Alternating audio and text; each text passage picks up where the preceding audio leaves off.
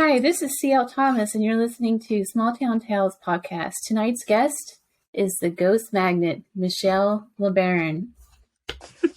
I recently got to meet Michelle at an event here in Nevada, in Virginia City, and she just has so many interesting things going on. I just cannot wait. I have a lot. So, why don't you introduce yourself and tell us about your connection to spirit? My name is Michelle LeBaron. I've been investigating for almost a little over 12 years. I had to put on my glasses because I am blind. And I've been communicating with spirits all my life, ever since I was young. I don't know what else to say. My family are pretty gifted at that, and I am too. I'm a little more in tune with the spirits than my family members because I do it all the time. I communicate with them, and so yeah, I love it. It's my passion, and that's all I have to say. Tell us a little bit about your ancestry. Well, recently I did a Facebook Live with my friends Tammy Benjamin and Jason Cobb, and they are Wandering Spirits Paranormal. They're very good friends of mine, and they were in Plymouth, Mass. And in Plymouth, Mass, my family is buried there, the LeBaron family. It's a very large plot. And the stones range from early or late 1600s, early 1700s there.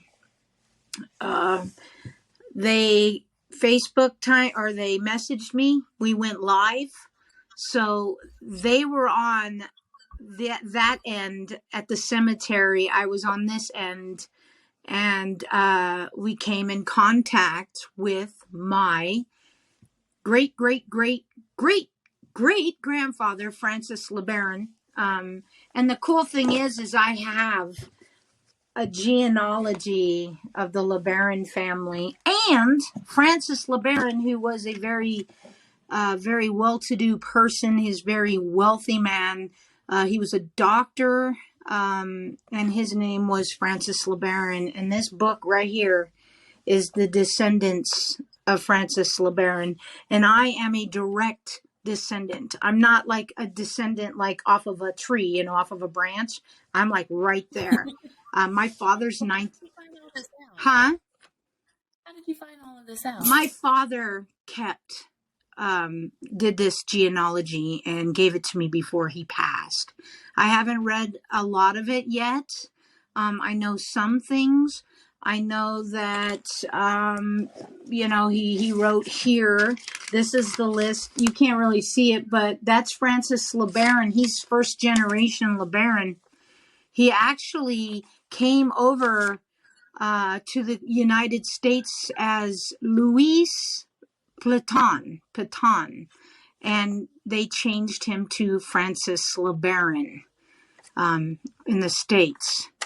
And I'm not sure why. I don't know. LeBaron is the Baron, which means it's like a nobleman in France. And he was a doctor that took care of, and I forgot who it was, but it was a king in France that he was his doctor. And So when he came to the States, they changed his name to LeBaron. So I'm not sure a lot about that. I'd have to look, but my mother told me that the other day. But he came through. He has a lot of children, a lot of sons, and it goes down all the way to the 11th generation. My father was 9th generation.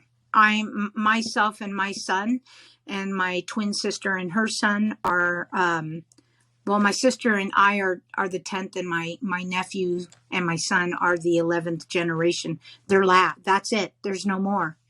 There's no more direct descendants. And it's my son and my nephew who is it's going to be up to them to carry on the name. So, but yeah, but we did a investigation. We asked some questions. There was a man there from Plymouth, Mass, and he was walking around the graveyard, and my friends are, doing their thing. And he's like, "What are they doing? Let's go see." And they're like, "Oh no, who is this?" Well, this gentleman walked up. He knew a lot of history about my grandfather. And Jason did the Estes method, where he had no senses with his eyes, his ears. He was sitting in front of my grandfather's grave. They had a Wait, is this what you were just talking about before we started recording? Yes. Can you tell the audience a little bit about what was going on? Yes. Because I wasn't recording then. Oh. Jason and Tammy Benjamin of Wandering Spirits and I went Facebook Live, 2,900 miles distance between us. And what we did is we did an Estes method, and I did a remote viewing as well as a digital EVP recording while they were investigating. If you watch it, it's on my Facebook page. It's insane. The interaction we received. We asked questions. I asked if my father was there. The ball went off. I asked just many questions about the family history and everything. The ball went off. And Jason was hitting words. He was spitting out words that made complete sense. There was a man there that was a ghost tour guide, and he walked up and he was talking about my grandfather. He knew quite a bit. And I knew what he was talking about. And he put out some names that he's related to that's buried there.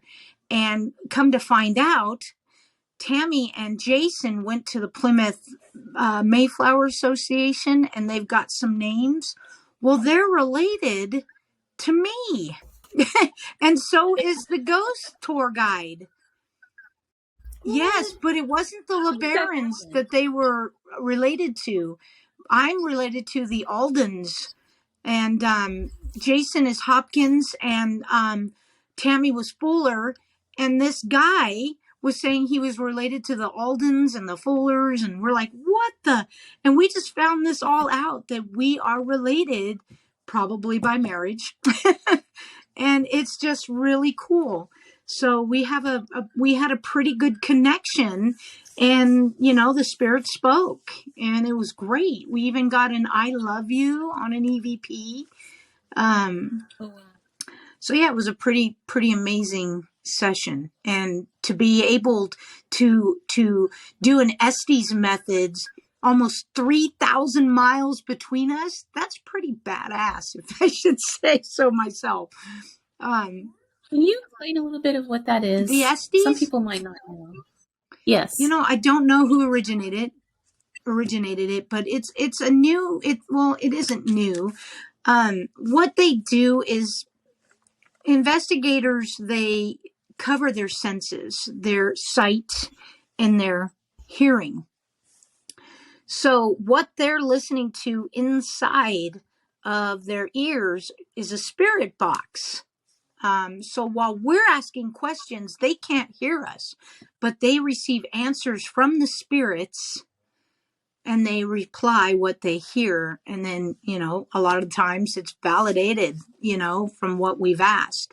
So it's just basically investigating without a couple senses, basically. and having the spirits manipulate it and communicate through them.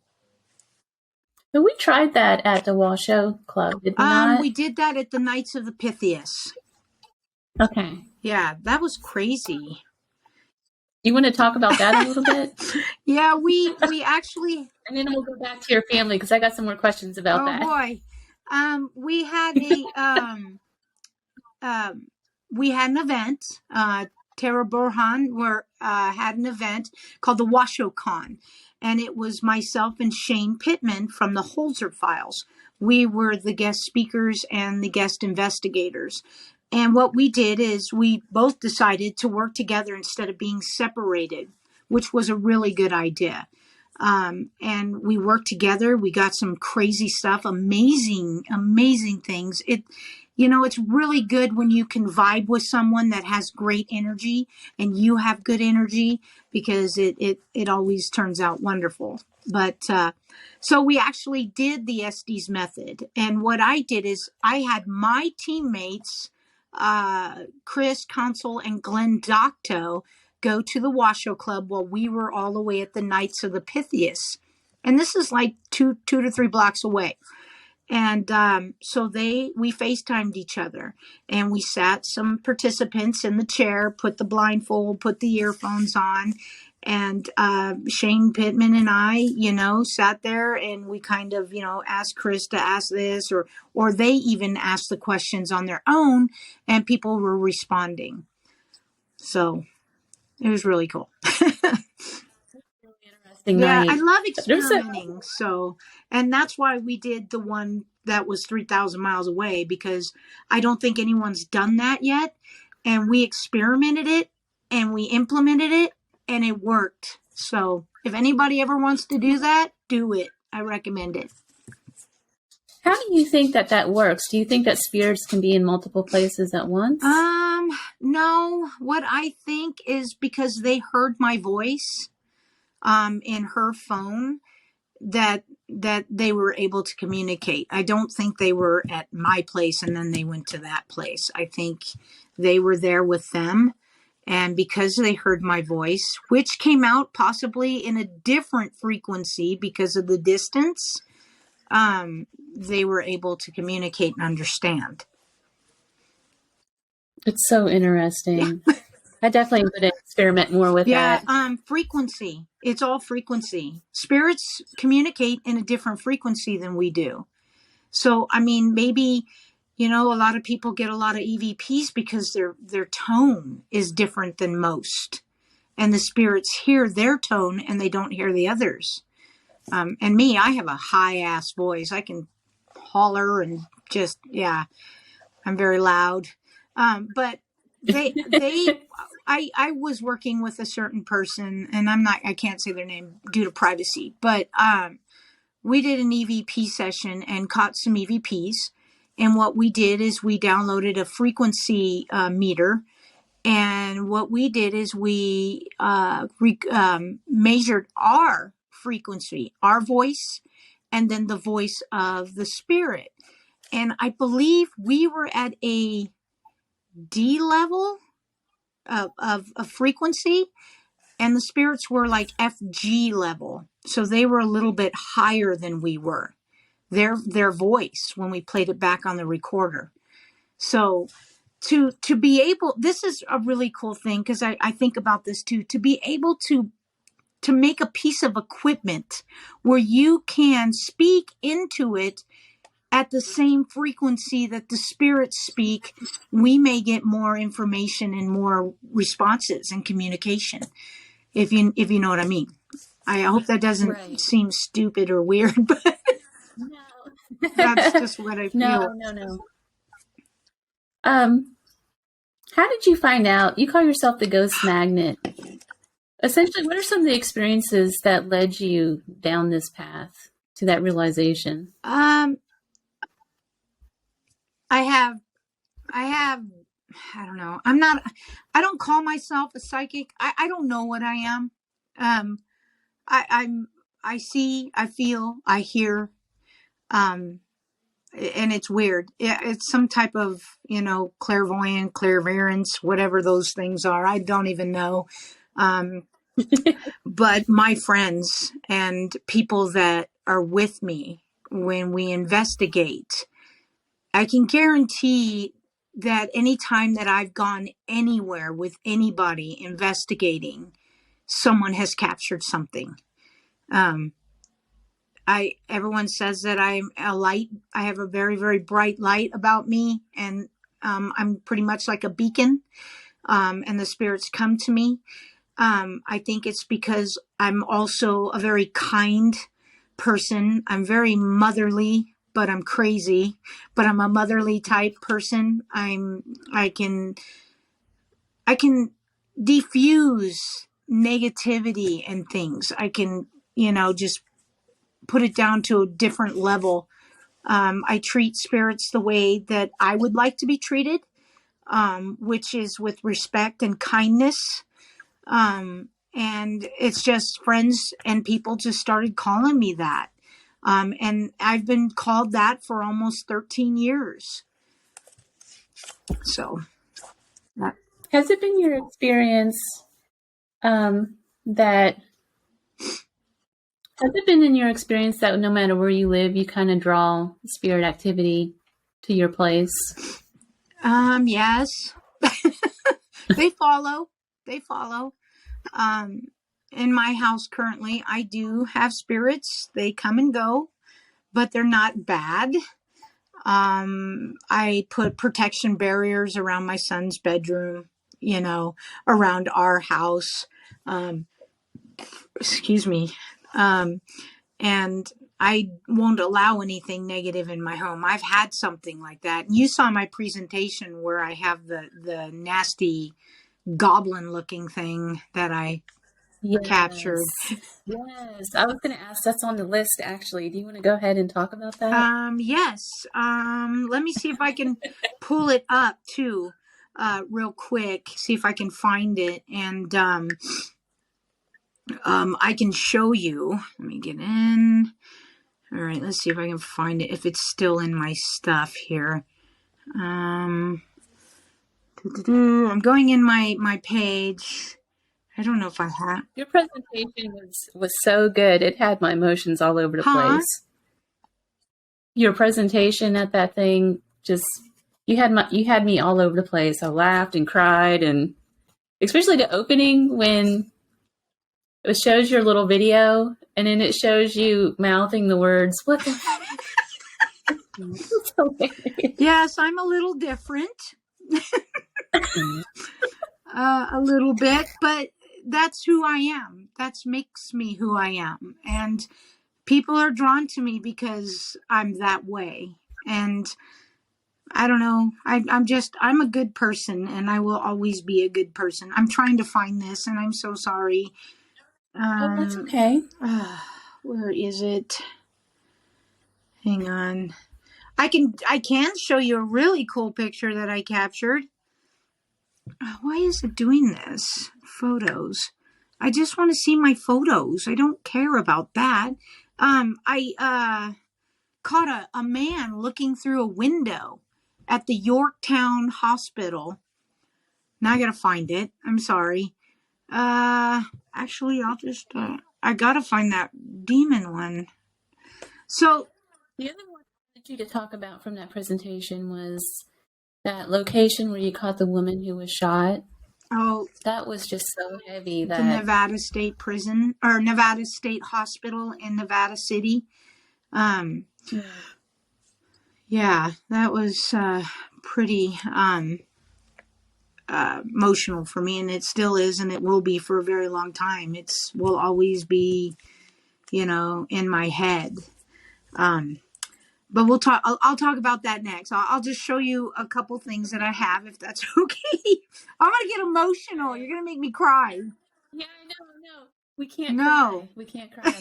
I was crying when you were telling the story. So I was in Yorktown, and I was downstairs in the nursery area, and there was 3 of us in the room. One had a red flashlight, I had a white flashlight, and the other had a green one. And I'm like, let's shine this inside the room with all our lights.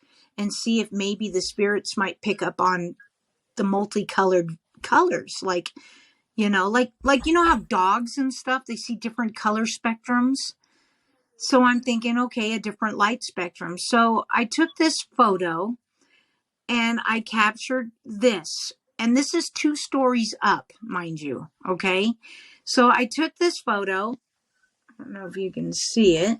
Let me get this light out of there. And in the window, there is a man. Oh, yeah, I see it. I see it. See that? Yes. Wow. Isn't that crazy? That's 2. God, I wish I could just get it up there better for you. Hold on, let me get there. If you send that to me, I can go ahead and post it. Yeah, look at that. Look at that. And Wow. and I had other people send me the photos that they took because I wanted to see if anyone else caught that. And this is one picture someone sent me. There's nothing in the window. Same picture. Wow. Let's see. Yeah. So that was that. And I've got it in a better view, larger view for you if you'd like to see it. There he is. Wow, that's crazy. Isn't that insane? Insane. Who do you think it was? You know, a lot of people say it's a doctor there. I couldn't even tell you. I mean, there's just so much. I'm looking for this picture for you so you can see the demon thing. I hate saying demon because it's very rare for that. As that type of haunting. I don't know. A lot of people say that, but I feel like it happens more than what we want to believe. Like maybe not possession, but negative entities and stuff. You know what? They're out there, and I'll tell you that. But a lot of people that do get possessed, you know, most of the times it is demon, but a lot of people get attached by negative energies, high negative, like evil people. And that's what I think. And even watching certain demonologists, on some shows, they say that it's extremely rare. And I believe that. So. Yeah, I believe actual possession and all that is too. And I also feel like it's more of an energy thing. Yes. Wow. Gosh, I'm looking for this. I'm so sorry. I have so many photos. I'm such a photo whore. I am. That's all I do is take photos. I love it. I'm gonna. So tell us about this demon and what happened. My kid was like 5 years old at the time. He's now here. Let me put some lighting so you can see me better because it's kind of dark in here. Here we are. Hello. Hi. Hi. My son is also gifted, but he doesn't want to accept it. He is very skeptical, and that's why I learn that if someone has something to say about it, I'm like, okay, that's what you want to believe. That's quite okay, instead of getting all butthurt, so so I'll post the stuff, and, there'll be people going, oh, that's a bug. Oh, okay, that's fine. Whatever you want to say, you're the expert, and I'm not. Right. So at the end of the day, it's not our job to convince someone to be a believer. It's not. You know what I care about? I care that I believe it, and that hopefully that what I do and what I capture gives people hope that there is an afterlife, and that, that it's not bad. A lot of people think it's evil what we do, which sucks because I am not an evil person. I do it because I haven't met anyone that's actually evil in this field. Not yet. Maybe some mean people, there are jealous people out there that are very mean, and they talk crap about people, and they, because of their jealousness, because they can't capture what you capture. And then they tell you that, or tell people that you're faking your stuff. And one thing I don't do is fake my shit. And the thing is most of the time when I do capture this stuff, it's live, and I go live and raw for people.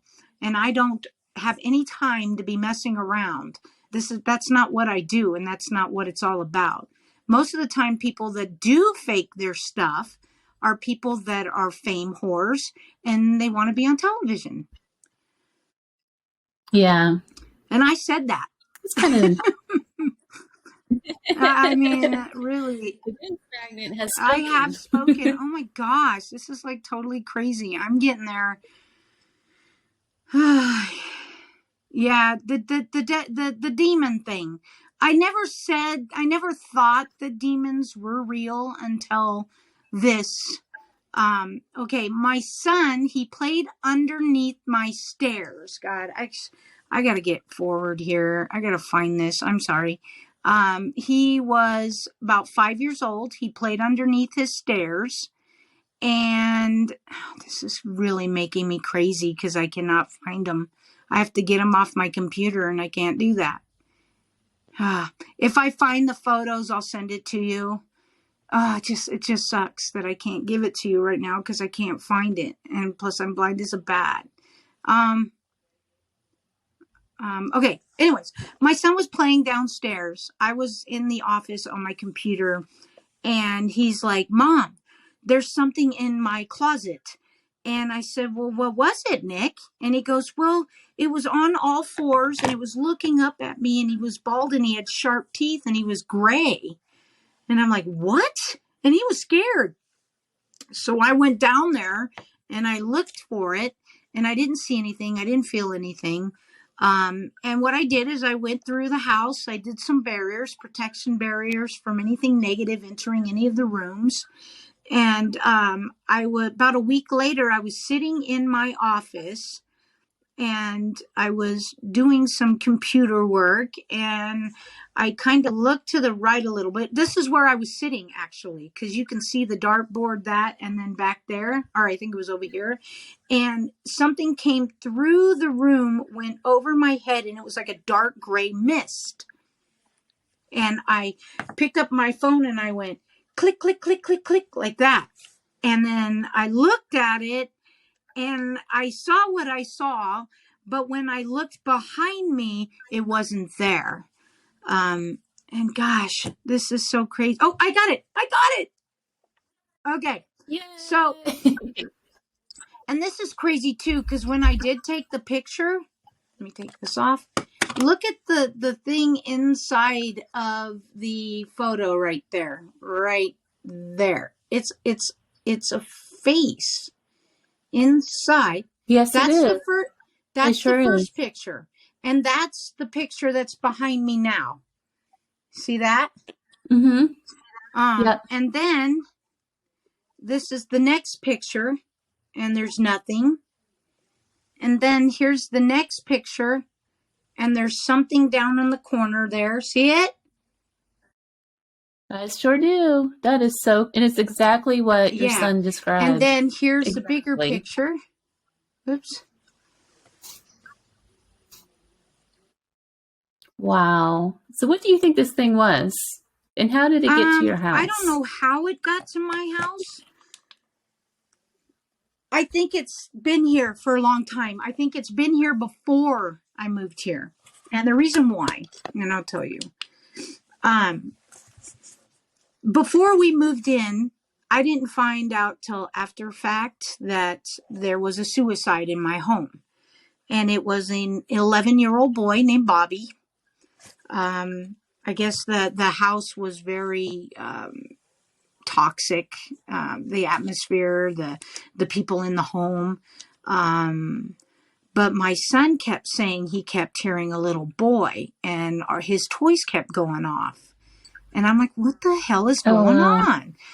So we're sitting in the living room one night, and his Thomas the Train goes off, and it had no batteries in it. And I'm like, what the hell? So I'm like, okay, it's time to cleanse. But the next morning, I woke up and I went to take the trash out. My neighbors were like, "Come on, Mish, come on over." My really awesome neighbor. And I'm like, "What's up?" She goes, "I made some cool muffins. I'd like you can have a banana nut muffin and a cup of coffee, and we can chat." And I'm like, "Okay." So I went over there, and I'm sitting on her deck, and I told her that my son is hearing a little boy and hearing voices, and she goes, "Didn't you know?" And I'm like, "What?" She goes, "Well, there was a little boy that lived in your home. His name is Bobby. William, they called him Bobby too. Or Robert, they called him Bobby.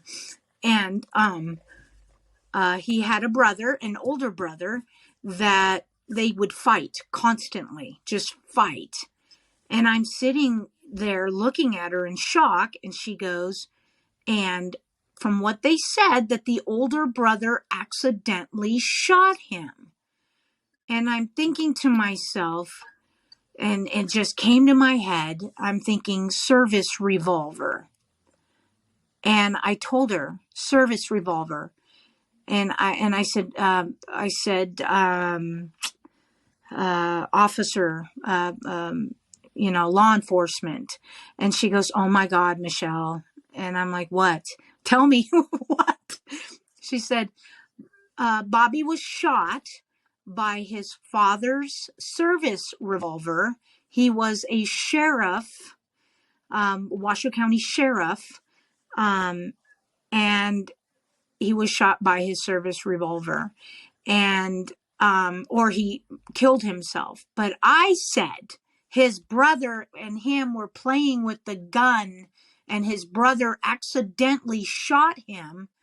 Bobby didn't shoot himself. I saw in my head the whole picture that his brother was playing with the gun inside the closet where I have my stuff. I never go in there, and that's the reason why.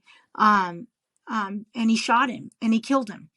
And she goes, "Oh my God, that just makes perfect sense." And I'm like, "Well, how does that make sense?" She goes, "Well, I heard the gunshot. And then I saw the older brother run out of the house and run through the field." And I'm like, "Oh my God." Okay. So there was a lot of negativity in that house.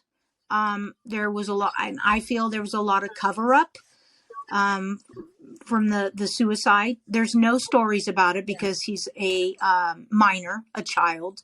They didn't, back in the day, they didn't do that. So I'm thinking, and I told my mom, and I showed my mom a picture, and she goes, "That's a demon." And I'm like, "What?" My mom's an old crone. She's a witch. She's a high priestess. She's all that. She's an amazing woman. She's very highly gifted. My friend Andrew says she kind of reminds her of Lorraine Warren, the way she looks. That's how my mom looks. But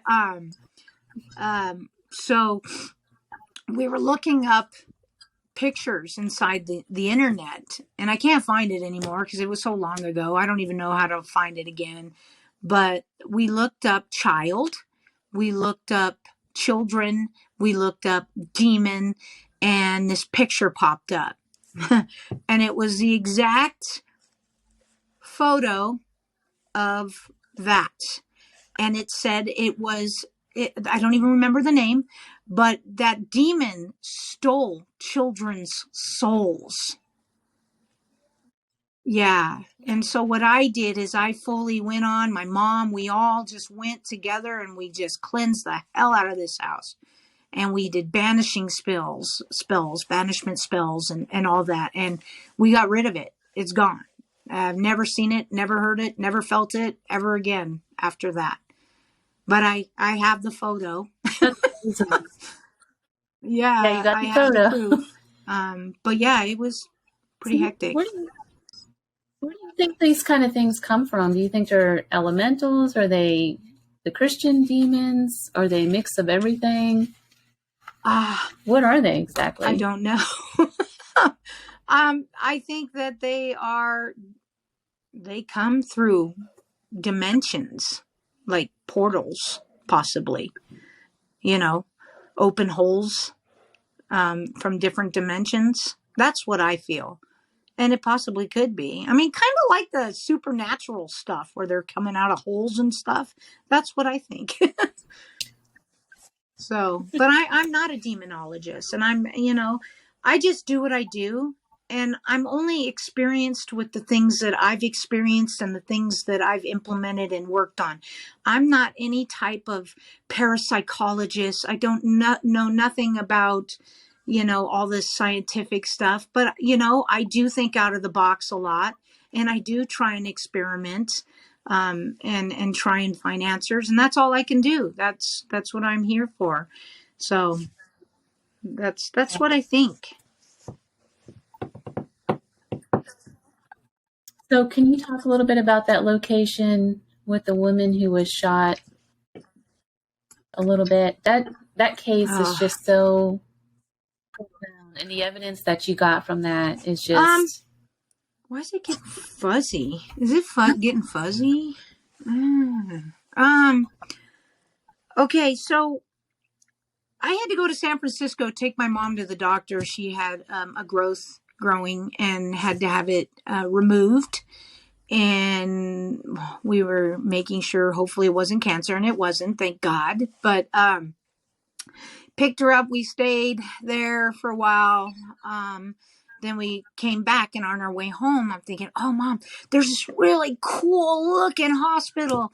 And she's like, well, let's go look at it. And I just heard it was a mental hospital at first. I didn't know that had happened there.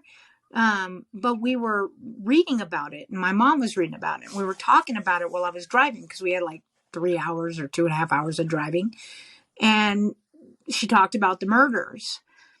And, so we were talking about it, and we ended up getting there, and I had my tablet, and my mom was with me, but she sat on the sidelines. She let me do my thing, because I work with a lot of instrumental communication, which is ITC, which is applications, frequencies, spirit boxes, K2s, anything that you use to communicate with the spirit is ITC.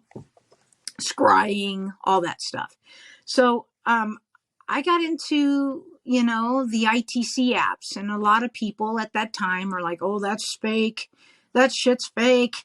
Is it okay if I cuss? Okay. Yeah, I don't care. Yeah, fuck. Okay. Just don't talk bad about no, specific I would never. people. That's not me. So a lot of people are like, oh, bells and whistles. Michelle uses the spirit boxes and all this other stuff and doesn't use the old methods and blah, blah, blah, blah, blah. And I'm like, you know what? I use the old method. I use the new method. And I use any method I can to communicate with the afterlife. And no method in my eyes is the wrong method. And, I did my thing, and I didn't care what anyone thought. And I captured this, and it was validating. So I did God, I wish I had it with me so you could see it.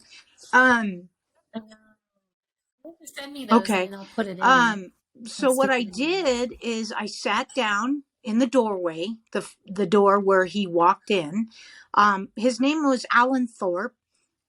He was a very disgruntled person, very mentally ill. He had agoraphobia. He had all these different phobias. He was very mentally ill. He also worked at the Lions restaurant part-time. I don't know what he was doing at the time. But he went to this facility for treatments. He'd come in and get treatments, and I'm not sure what those treatments were, but he thought to himself that he's not getting the correct treatment that he needed, that no one was helping him, that he was mistreated at work.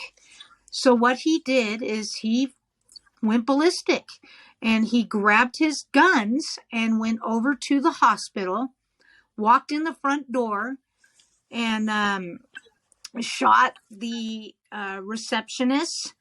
And she was 18 years old. Her name was Laura. She also was a temporary employee that day. The girl that originally worked there had called in sick.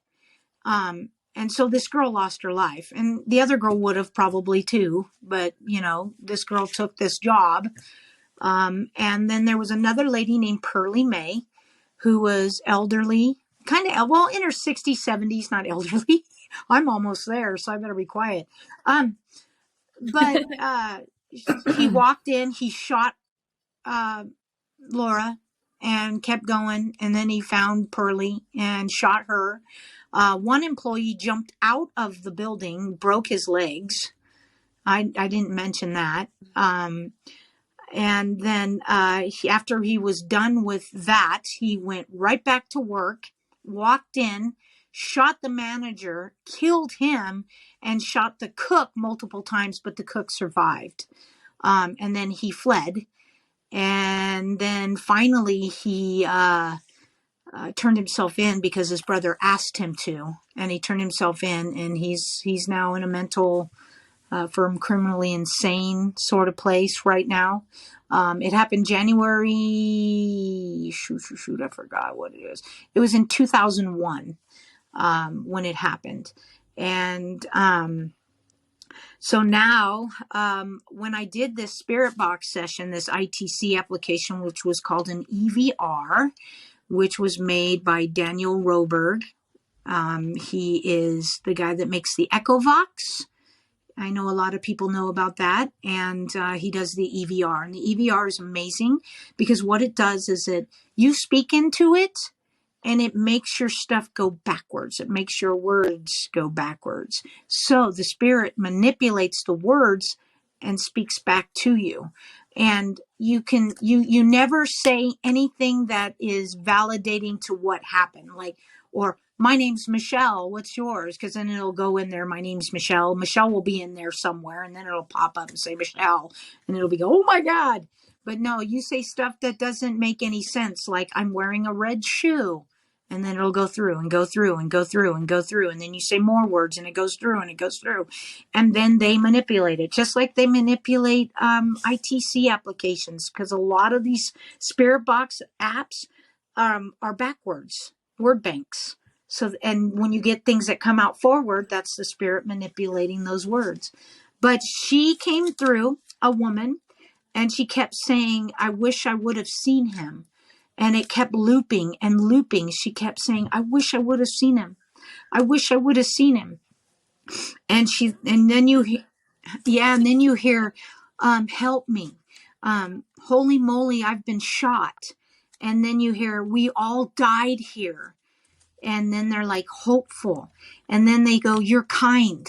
You're a kind individual. Help. And I mean, they kept pleading and pleading. And at that time, I didn't know how to guide a spirit to the light. I mean, I'm not God. I can't, come to me, go there. I can't do that. But a friend of mine, a few years later, saw my presentation and went there, and she guided them because she's very special, a very special woman, and she can do that. And it lifted so much off of me. I went back. I didn't get any type of communication. I didn't get any energy. So she went there, and it took a lot out of her from what I hear, but she sent them to the light, which I'm very grateful. But it was a very emotional time for me. And me, you saw me, I'm a blubbering goddamn idiot. I cried, happy cries. That's me. So well, listening to those pieces of evidence, just a tone in the voices that came across, the stress that they were under. And what do you think she meant by when she kept saying, I wish I would have seen him? Think just by looking at her photo and just getting the vibe off of her, I think she was like a badass lady, I know she would have done something like maybe call the police or what, but she didn't get the time. She didn't see him in time. He did kill Laura first and then found her. she didn't have time to do anything. And if she would have saw him come through, she was a caretaker. If she would have saw him like out in the parking lot, or if she had that time to call and contact someone, maybe it would have, stopped him. But she felt guilty that she wasn't able to stop it. So that's just what I feel. Oh, it's such a sad case. So Virginia City, you were using a box. What was that? Was that the Echo box? The box what was in that general? that you had? Yeah, the one that had it's a spirit box. Actually, I have one right here. This one is extremely heavy. This is why I don't take it, because it's massive. But I will turn it on and I will lift it up so you can see what it looks like. Let me turn it on here. Can you explain a little bit about how this box actually works? This one's way different. This one's it's like a steampunk one, and it's massive and it's heavy. What this one is a Huff Wonder Box. Very little were made, and I am one of the lucky ones to have this box. My friend actually bought the last box in 2017, and she went into real estate. And we were using it in Placerville, and I'm like, oh my God, that's so freaking amazing, And she left, and she called me, and she's like, Michelle, go to your hotel room. And I'm like, what? She goes, I left something at your hotel. And I'm like, okay. So there's a big box there. And I brought it up to the room, and I opened it, and it was this. And I called her, and I'm like, why do I have this? She goes, well, I'm going into real estate, and I don't need it anymore. And she said, if there's anyone in this field that deserves this box, it's you.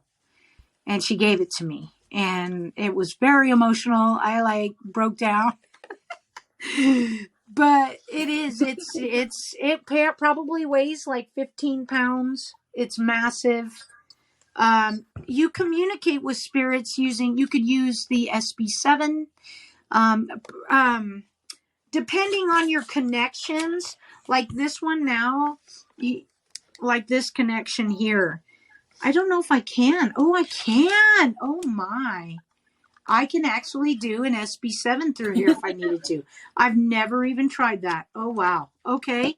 But I have accessories where I can connect this, and I can use my iPhone for the applications and communicate through spirit. So if I have this little phone here, and I'm going to turn it on so you can hear it.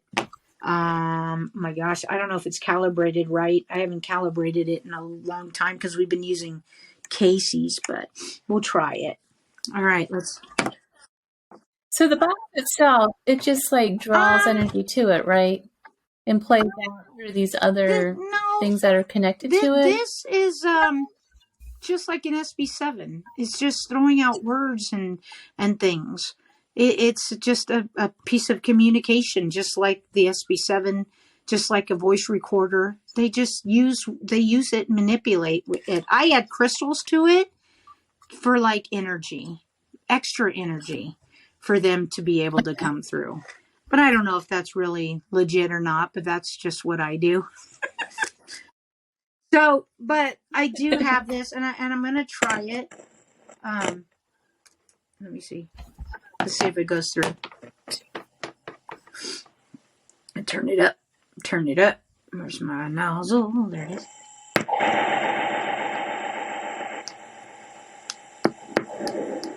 So it's delaying, as you can tell.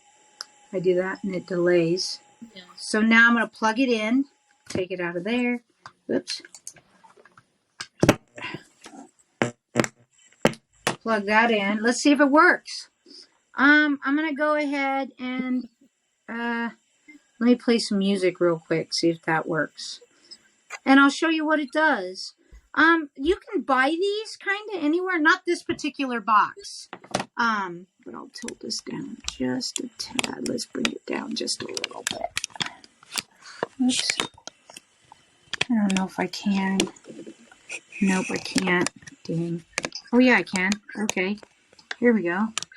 So, that's the box. Just like that. And let's see if I can find... Oh, I hope you guys don't see anything you shouldn't be seeing. Just kidding. Let's see. Let's turn on this and see if it goes. Okay. Okay, so it goes through fine. So now I'm going to find let's do necrophonics.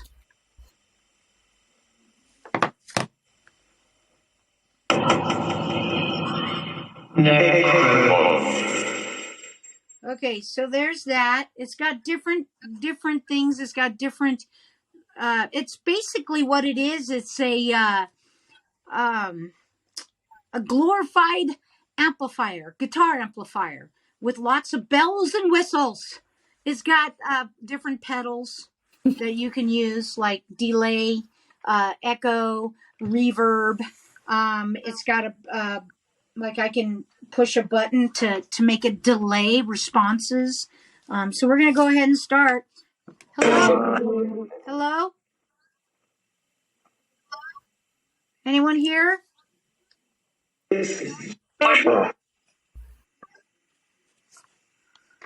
Hello?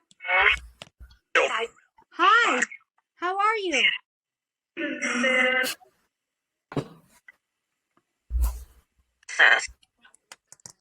Yeah, that's the spirit box. Are you guys are you hanging out in here with me? Ding dong. I don't know what that means. Come on in. Hi. So this box. Hello. Yes. Can Can you say my name?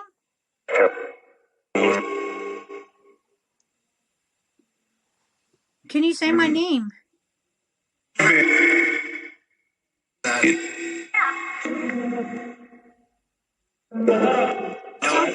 Hello. This is a spirit box. You can put anything in it. You can. Francis, that's my relative. Is this Francis?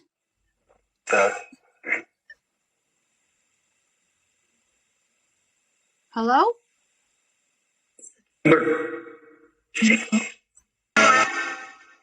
So yeah, that's a spirit box. I'll turn it off though. I don't want to add any more loud or any more spirits in my house. Here I am inviting them. Come on. yeah. Come on, come talk to. I don't ever do anything in my house like that anymore. I have, but usually, well, I'll do it outside. I have a barn outside that I can work in, and I've gotten some pretty incredible stuff in there.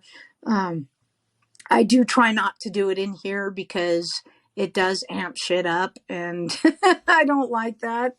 I want to live in peace and privacy and all that. Well, Michelle, we're getting pretty close to the end of the hour, but I wanted to ask you a few things. I wanted to talk about the event that we were at. When we were at, let me just back up real quick. So when we were in the Washoe Club, I don't know if I'm saying that correct. Washoe Club? Washoe.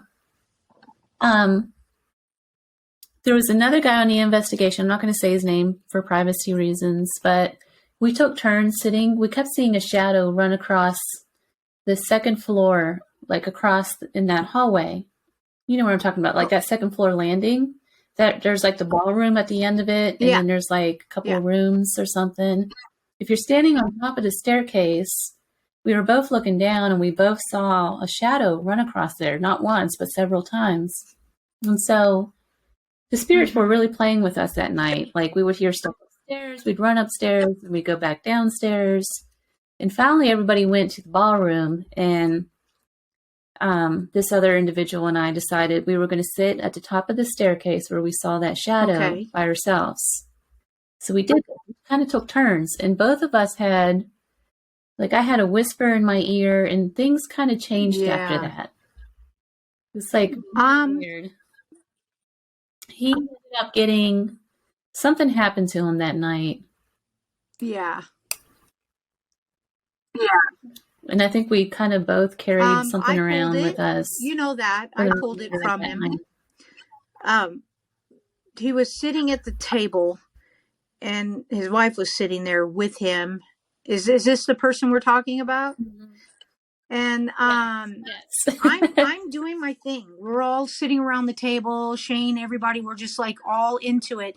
And I look up and I glance over and I'm looking at him and I'm, trying to do the event, but I looked at him again and I'm like, get him outside now. And she's like, what? I go, get him outside now. And she's like, oh, okay. Because I knew he was attached by something. So I went outside with him and I had my friend with me helping me out with the sage stuff and everything. And the thing I do, and I've done it many times to quite a few people that a lot of people know in this field. And, but it's a private matter. And you know that from what happened. You saw. Yeah. And I asked you, I'm like, are you okay? Yeah, I'm fine. I'm like, yeah, I'm gonna watch you. You're like, yeah, I'm okay. And you weren't. I knew you weren't. But I took him outside and it was so windy. So I had to I pulled what was out of him and I sprayed him with the type of sage and some other magical herbs. And I sprayed him and I asked him to repeat after me. He did. And then I said, I know you're married, but I need you to hug me. And he didn't freaking hesitate one bit. He grabbed me and held me tight and I held him and I pulled it and you could feel the breathing. His breathing was off and he started getting heavier and heavier and I'm pulling it and I'm pulling it. And I finally pulled it and I let him go really lightly because last time I did that, I had to catch someone that was really large and I almost threw my back out because you get dizzy when I hug you and I do this. And I told him, I said, you're going to be extremely tired after this. I need you to stay close to your wife. I need you to hold her hand, keep her energy with you. I will have her protect you. And I said, you are going to be tired. So he's sitting at the table and I hear people laughing and I look over and he's passed out with his mouth wide open during the session. So I told him that was going to happen. But he was so grateful for what I did for him. He can't even explain what he felt. And I am extremely happy and honored to be able to do that for certain people. It's dangerous. It's very, very dangerous because I could pull something that could just attach to me and never go away. And I would need help. But it ends up that I somehow can pull it and it goes right out my back. It goes away. It comes through me and it's so crazy. And what I do is I use my energy to pull it and put my energy into him to help him push it. It's a really weird thing. It's like a magnetic thing. And sometimes when I'm doing that, I can actually feeling it go into me and out. And I feel crazy. I feel like people think I'm crazy when I say that, but I have done way too many of them and helped quite a bit of people to even think that's even crazy because it's real. It's something that I was given and it's something that I will always use if I see and need someone that needs help. So, and I don't claim it. I'm not out there going, oh, look at me, that sort of thing. The only time you ever really see me on Facebook or anything, it's when I'm doing my funny TikToks or if I go live with my team. I barely do things alone. Yeah, thank you. TikTok. That's what I love to do. One of the things that happened that night was when we first, that second night, we split up into two groups, just so the audience knows. One group, I think it was Group A, went to the Wassail Club, and Group B went to the Knights of Pythias. The name escapes me right now. Knights of Pythias. Knights of Pythias. But that's where he got attacked. Harder. Right. Well, what I was going to say was, you guys picked up something really weird because we were all in the other building, probably maybe a block away, and you guys caught a couple of our voices. Yes. In an EVP session, correct? It was actually the guy that we were talking to, or the one that I helped. He has a certain saying, like what he does this really funny voice thing. Well, that came through the box, and Tara's like, "What the?" And she played it back, and it was him. It was the saying that he likes to say all the time. The exact same voice tone, and then she played it back to him, and he's like, "Oh fuck!" And that right there really triggered what was wrong with him too. Yeah, crazy. Yeah.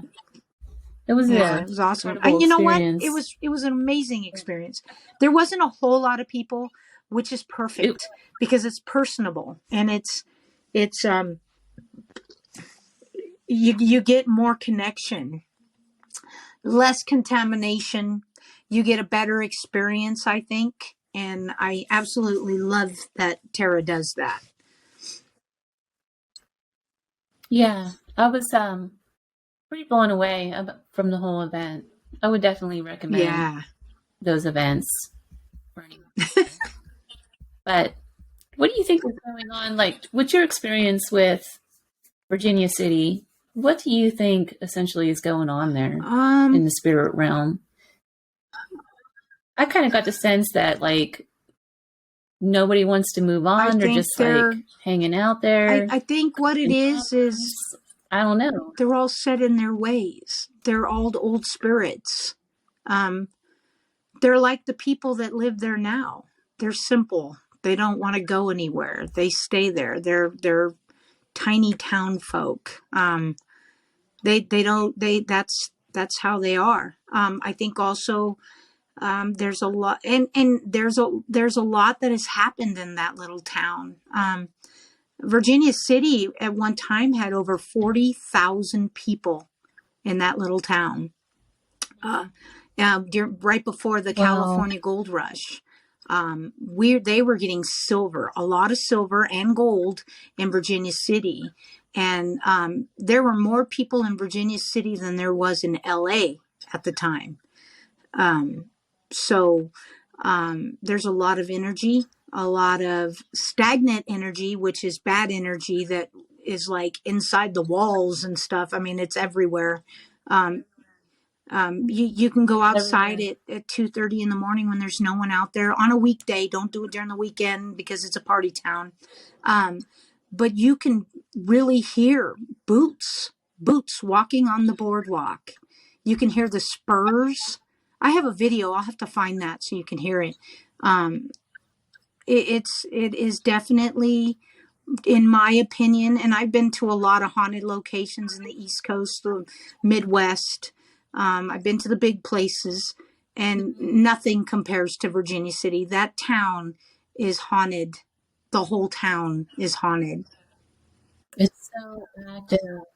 I think the second day I went out to the cemetery just to see it for the first time, and was blown away about how big it is and how many people are buried there. And you can almost sense them in the evenings when the sun's going down over the town. It's like the city of the dead just watching the town because it just overlooks. My dog. Come here. He's my baby. What you got? What you got? Hi, baby. Oh. He's my girl. Did you just wake up from a nappy? Yes, he did. I love you. You can get down now. Get down. Get down. That's a cool girl. Okay, sorry. She's my pound puppy. I love her. So yeah, it's definitely different. It's crazy because it's like more people in the cemetery than there are in the town. Yeah. Yeah. Yeah. So That's crazy. Well, Michelle, is there anything else? Like, what are you working um on? You got any upcoming I've projects? I've been invited to a few events back east, but I'm not ready for that right now. Maybe next year. I'm pretty much focusing on, being with my team, the REAP investigation team in California, Nevada. REAP investigation is actually Bill and Chris REAP. They are our mama papa bear, and they are in Pennsylvania. And the Okay. team itself is nationwide.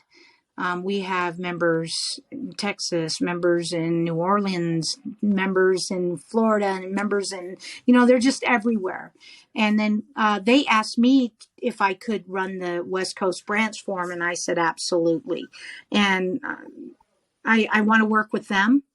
And we're going to be doing things together. We're going to a whole bunch of locations this summer, and we're going to go live a lot. We're going to bring in other investigators that people don't know about that we would like to highlight, because that's my big thing. I want to collaborate with different groups, different people, learn what they do, Yeah. and learn from us. I think it makes us all better at what we do when we implement others, ideas. And so yeah, we're going to be doing that, Absolutely. and we're going to highlight people that actually are some amazing investigators that deserve to have recognition for what they do, and respected for Right. what they do. So, and that's including certain teams too. I'd like to go to Arizona and investigate with SPI Arizona, Spiritual